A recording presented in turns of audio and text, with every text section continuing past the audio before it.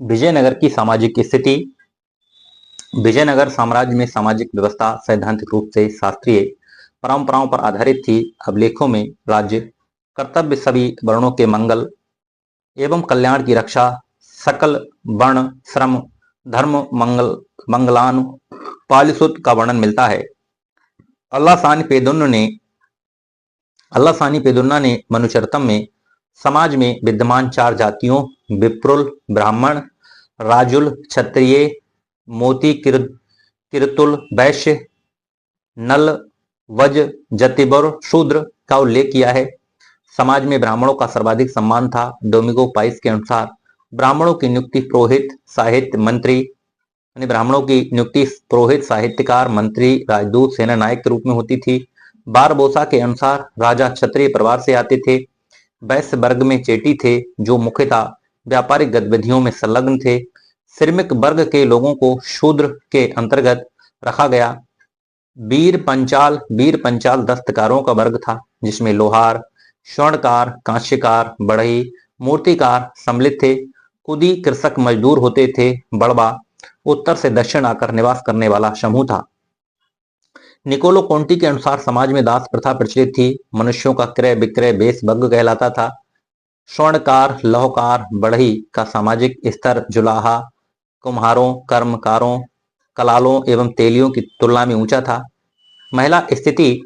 विजयनगर में महिलाओं की स्थिति सामान्यतः उन्नत थी। कुलीन वर्ग की महिलाएं संस्कृत, संगीत, नृत्य आदि में पारंगत होती थी। नूनिज बताता है कि उसने राजमहल में तैनात महिला अंगरक्षिकाओं को देखा था।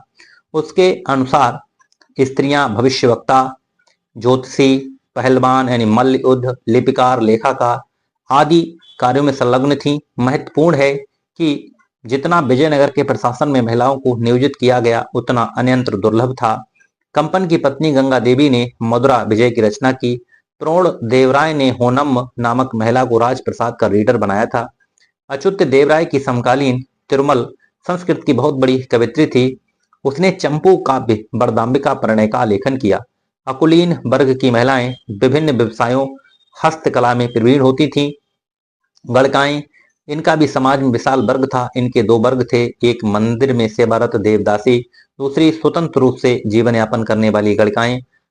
आवश्यक अधिकांश गणकाएं धनाढ़ विशेषाधिकार प्राप्त थीं। सार्वजनिक उत्सवों महानवमी में गणकाओं की अनिवार्य सहभागिता होती थी। गणकाओं के संबंध में विशेष बात यह थी उन्हें समाज में सम्मानित स्थान प्राप्त था। उनको हे दृष्टि से नहीं देखा जाता था। अब्दुल रज्जाक के अनुसार स्वतंत्र रूप से अपना व्यवसाय करने वाली वेश्याओं पर पेन का कर लगाया जाता था। वह राजधानी में वेश्यालयों का भी उल्लेख करता है। समाज में प्रचलित कुछ प्रथाएं। देवदासी प्रथा का सर्वप्रथम उल्लेख पद्म पुराण में मिलता है। ये प्रथा विजयनगर में प्रचलित थी। पायस के अनुसार देवदासी मंदिरों में नियुक्त होती थीं। दूसरा, सती प्रथा समाज में प्रचलित थी। 1354 ईस्वी के एक अभिलेख में मालगौड़ा नामक महिला के सती होने का उल्लेख हुआ है। नूनिज के अनुसार ये प्रथा तेलुगुओं में प्रचलित नहीं थी। वहीं बारबोसा के अनुसार सती प्रथा का प्रचलन लिंगायतों और चेटियों ब्राह्मणों में नहीं था, यानी सती प्रथा समाज में प्रचलित थी। 1354 में एक अभिलेख मालगौड़ा नामक महिला के सती होने का उल्लेख मिलता है। नूनिज के अनुसार ये प्रथा तेलुगु में प्रचलित नहीं थी। नूनिज कहता है ये जो सती प्रथा है तेलुगु में प्रचलित नहीं थी। बारबोसा के अनुसार सती प्रथा का प्रचलन लिंगायतों, चेटियों, ब्राह्मणों में नहीं था। महत्वपूर्ण है कि इस प्रथा के संदर्भ में राज्य का दृष्टिकोण तटस्थ नहीं था, क्योंकि विधवा विवाह करने वाले युगलों को विवाह कर से मुक्त किया गया था। अतः राज्य व्यवहारिक दृष्टि से सती प्रथा को प्रश्रय नहीं देता था। अन्य प्रथाएं समाज में पर्दा प्रथा, बाल विवाह, दहेज प्रथा जैसी कुरीतियां नहीं प्रचलित थीं। विधवा पुनर्विवाह संभव था। देवराय द्वितीय के समय 1424-25 में एक अभिलेख मिलता है जिसमें दहेज को अवैधानिक घोषित किया गया है।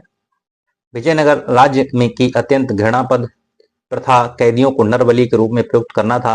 अपनी बड़ी सिंचाई योजना पूर्ण होने पर कृष्णदेवराय ने नरबलि देकर उत्सव मनाया था।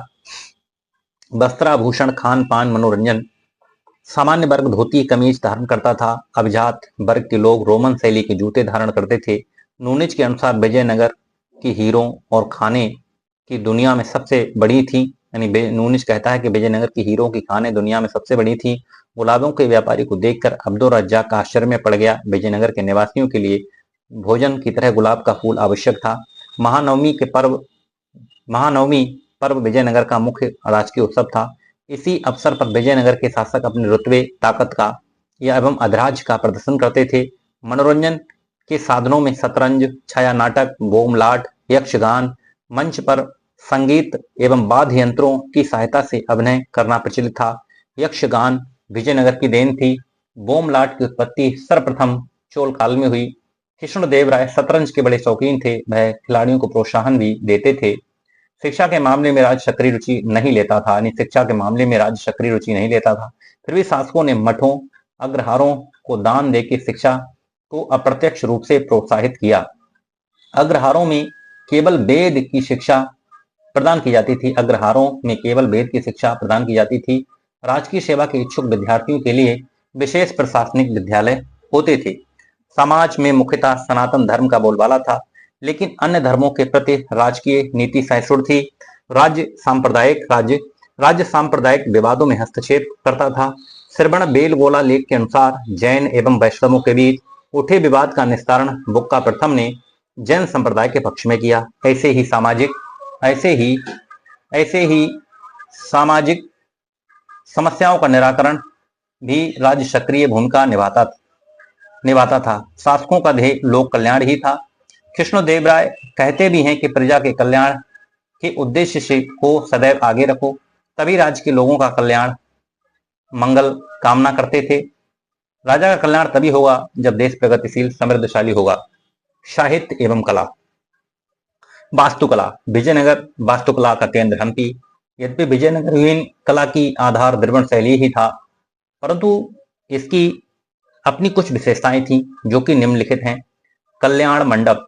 विजयनगर स्थापित में मंदिर में मंडप के अतिरिक्त कल्याण मंडप बनाया जाने लगा। इसका निर्माण देवता उसकी पत्नी के लिए प्रतिवर्ष उनके विवाह समारोह स्वागत के लिए बनता था। दूसरा, सहस्त्र मंडप, सहस्त्र स्तंभ मंडप। स्तंभों को अनेक पंक्तियों से युक्त अति विशाल हाल होता था। स्तंभों की विविध एवं जटिल सजावट विजयनगर शैली की सबसे बड़ी विशेषता। स्तंभों में सौंदर्य उत्पन्न करने के लिए आले यानी बोदई बनाए गए। स्तंभों के ऊपर दरियाई घोड़े की मूर्तियां स्थापित हुई। अम्मन मंदिरों का निर्माण सर्वप्रथम चोल काल में हुआ, अंतिम चरण में हुआ, यानी अम्मन मंदिरों का निर्माण सर्वप्रथम चोल काल के अंतिम चरण में होता है। विजयनगर युग में सर्वत्र देवियों यानी अम्मन के अलग अलग मंदिर बनने लगे। विजयनगर शैली में भवन निर्माण उल्टी ओरी का प्रयोग किया गया। मंदिरों में विमान गोपुरम की प्रधानता थी। विजयनगर वास्तुकला के चरण को मदुरा शैली कहा गया, क्योंकि इस समय उसको सर्वाधिक प्रोत्साहन मदुरा के नायकों से मिला। मूर्तिकला। विजयनगर से संबंधित कांस्य मूर्तियां तिरुपति मंदिर से प्राप्त होती हैं। इसमें कृष्ण देवराय एवं उसकी पत्नी तिरुमल चिंता देवी, वेंकट प्रथम आदि की मूर्तियां हैं। यानी मूर्तिकला विजयनगर से संबंधित कांस्य मूर्तियां तिरुपति मंदिर से प्राप्त होती हैं। इसमें कृष्ण देवराय, उसकी पत्नियां तिरुमल और चिंता देवी तथा वेंकट प्रथम आदि की मूर्तियां हैं। प्रमुख स्थापत्य। लोटस महल। लोटस महल विष्णु विठल स्वामी मंदिर, चिदम्बरम मंदिर, हजारा राम मंदिर, हस्तशाला, मीना द्वार, स्तंभ कक्ष, लिपाक्षी मंदिर, नागलपुर, हासपेश, सिंहासन मंच, विजय भवन युग के प्रमुख स्थापत्य हैं। विजयनगर के सभी मंदिरों में विठल स्वामी मंदिर सर्वश्रेष्ठ सर्वोत्तम अलंकृत है। इस मंदिर में विठोबा विष्णु की प्रतिमा स्थापित है। ये मंदिर देवराय द्वितीय या कृष्ण देवराय के काल से बनना शुरू हुआ। ये स्पष्ट नहीं है, लेकिन विठल स्वामी मंदिर का निर्माण कभी पूर्ण नहीं हो सका। चिदम्बरम मंदिर का निर्माण कृष्ण देवराय ने किया। उसने इसके निर्माण में 10,000 पौन राजस्व का दान दिया था। हजारा राम मंदिर का निर्माता संभवतः कृष्ण देवराय था। इस मंदिर की भीतरी दीवारों पर रामायण के दृश्य अंकित हैं। लिपाक्षी मंदिर में नंदी की सबसे बड़ी एकाश्म मूर्ति स्थापित है। संगीत एवं चित्रकला। इस युग में संगीत के क्षेत्र में असाधारण प्रगति देखी गई, विकास हुआ। विठल स्वामी मंदिर को इतनी उच्च तकनीक पर बनाया गया है कि उसके खंभों पर चोट करने से भारतीय संगीत के 7 स्वर बजने लगते हैं। शासक कृष्ण देवराय एवं संरक्षक रीजेंट राम राय संगीत में प्रवीण थे। कृष्णदेव राय जो कि स्वयं अच्छा कवि राजनीतिक संगीतज्ञ था। दरबारी संगीतज्ञ लक्ष्मी नारायण ने संगीत सूर्योदय लिखा। उसने इसे कविता प्रवीण फणीश यानी काव्य रचना में दक्ष में रसज्ञ कहकर संबोधित किया। इसी समय रामामात ने स्वरमेव कला निधि की रचना की। लेपाक्षी मंदिर से विजयनगर चित्रकला के साक्ष्य मिलते हैं। यही कारण है कि विजयनगर की चित्रकला को लेपाक्षी कला भी कहा गया।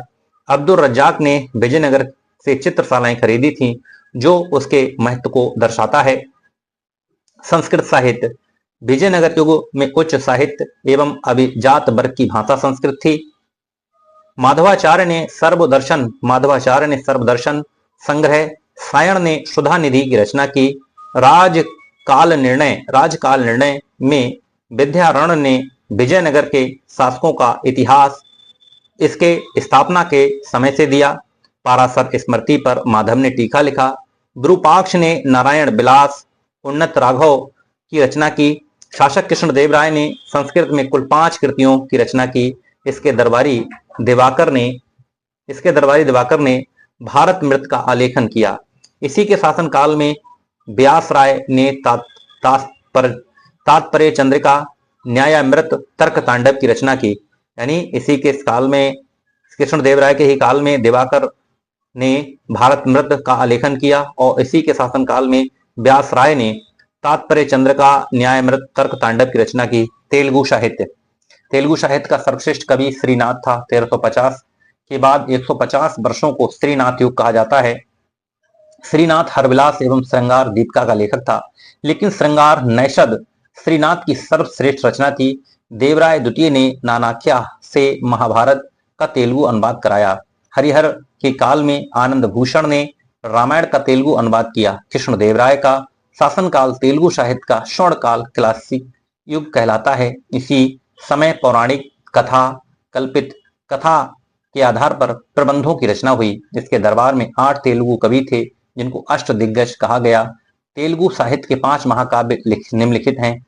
अमुक्त माल्याद विष्णु चितिये कृष्णदेव राय, मनुचरितम स्वरोचित संभव अल्लासा निपेदन। अष्टदिग्गज में सर्वश्रेष्ठ हरि कथा सागर उसकी दूसरी रचना। बश मूर्ति, भट्टमूर्ति, राघव पांडवीय, पिंगल सुरिल।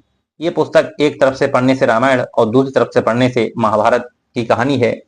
पांडुरंग महामात्य, तेनाली रामकृष्ण, इसे विकट कवि की उपाधि प्राप्त थी।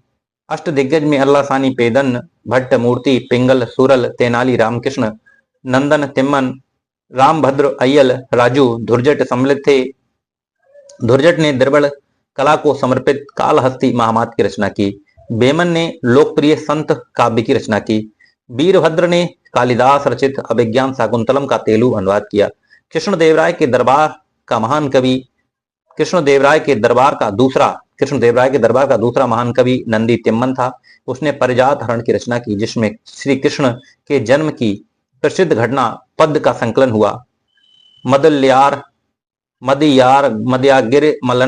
मादयागिर मलना ने राजशेखर चरित्र, भट्टमूर्ति ने काव्य अलंकार संग्रह, बसु चरित्र, हरिश्चंद्र नलोपाख्यान का लेखन किया। कन्नड़ साहित्य मधुरा इस युग के पहले